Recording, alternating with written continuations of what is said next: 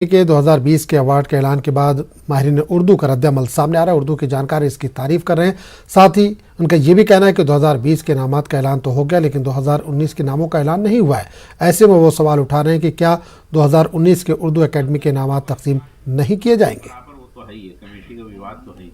کل اتر پردیش اردو اکیڈمی کے انعامات کا اعلان ہوا. بڑی خوشی ہے اور میں سب کو مبارکباد پیش کرتا ہوں جن لوگوں کو انعامات ملے ہیں، اور خاص طور سے اردو اکیڈمی کے جو عہدیداران ہیں ان کا بھی شکریہ ادا کرتا ہوں. لیکن ساتھ ساتھ میں اس 2020 کے انعامات کے جو اعلان ہوئے ہیں اس کے ساتھ اردو والوں کو ایک تشویش ہوئی.